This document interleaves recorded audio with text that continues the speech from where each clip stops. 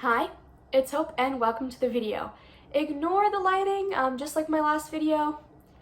My window is right there, like my living room window. We don't have curtains, so I can't close any curtains. And the sun is pretty much right outside the window, just going high.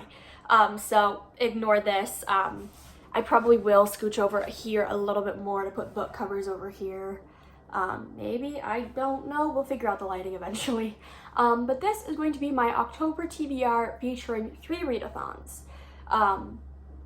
So we're gonna go through each readathon, roughly what I'm reading for some of them, because I am in a reading slump. So I didn't really put too many books. I am kind of mood reading through these readathons, besides one, which you'll see.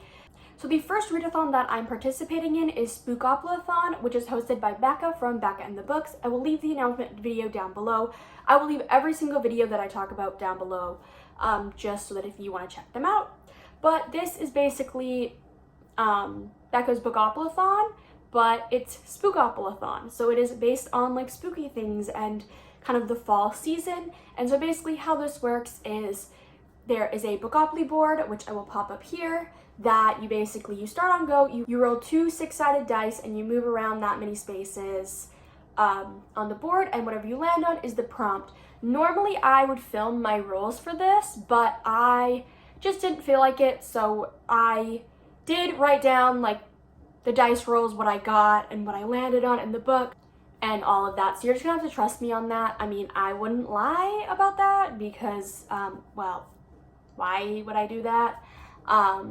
But yeah, so I did 4 rolls because when in doubt, as of filming this, I have read 3 books in September, so I'm like 4 for October, and then there's a couple other books afterwards, you'll see. But 4 rolls is what I did, and so we'll just jump into the first thing, which I rolled a 2 and a 4, which equals 6, which put me on the prompt orange, which for this I am going to try to read I Was Born for This by Alice Oseman, but this is the 3rd TBR in a row that this has been on. And basically in this, we're following a band named The Ark, and basically a couple of the members, I believe. And that's pretty much all I know. I am slowly reading through all of Alice Oseman's work, and so this is the next one that I need to read, or the next one that I own that I want to read, I guess. Maybe I'll get to it, maybe I won't, I don't know. Next, I rolled a 6 and a 1, which equals 7, which then led me to Spooky, and for this I'm picking Clown in a Cornfield by Adam Caesar? I think that's how it's pronounced. And this, all I know is it's kind of like a horror thriller about a clown in a cornfield. I've heard great things about this, and I kind of wanted to get a horror / thriller on here because I don't really read too many. And you'll see this book get mentioned later on for a different readathon, so hence why I'm reading it and I put it into this prompt because it works perfectly. Next, I got a 4 and a 1, which equaled 5, which equaled the prompt Mary Shelley, which ends up basically being a sci-fi because Mary Shelley is the author of Frankenstein, which is kind of like where a lot of sci-fi books were rooted, if that makes any sense. Becca kind of explains it in her video, but when in doubt, the prompt is basically sci-fi. And so for that, I'm picking The Sound of Stars by Alicia Dow, which basically, I'm just gonna read the back of the book because I actually don't know how to even describe this. 2 years ago, a misunderstanding between the leaders of Earth and the invading Elori results in the death of 1/3 of the world's population. Today, 17-year-old Ellie Baker survives in an Elori-controlled center in New York City. All art, books, and creative expression are illegal, but Ellie breaks the rules by keeping a secret library. When young Elori commander Morris finds Ellie's illegal library, he's duty-bound to deliver her for execution. But Morris isn't a typical Elori, and Ellie and her books might be the key to a desperate rebellion of his own. So, yeah. I went with a standalone because I was like, I feel like a standalone is best. I don't really want to be starting too many series, and also I am not in a sci-fi mood, so I didn't really know what to read, and this is one that I don't know, I've been interested in it for a while, so I feel like maybe it might be a good thing to read.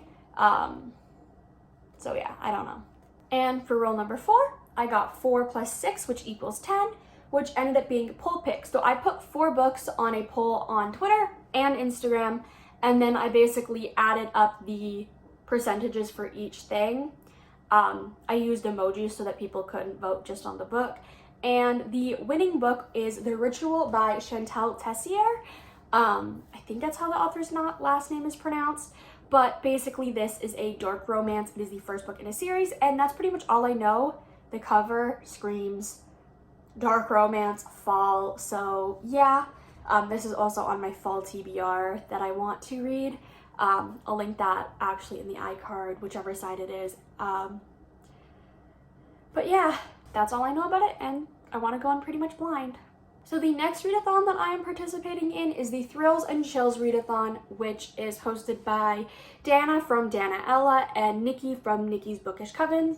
I will leave both of their announcement videos down below, but basically it is the Stay Spookyathon, I think is technically actually what the readathon is called, and it is basically a readathon of kind of based on fall books, horrors, thrillers, dark romances, anything that kind of screams fall.